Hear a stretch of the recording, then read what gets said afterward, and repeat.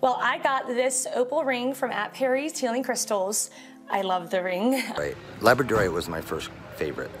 I think I'm wearing some, yeah. It's tiger's eye. I just love it because look, it's got so much depth to it. It's helped me become much more physically and psychically abundant.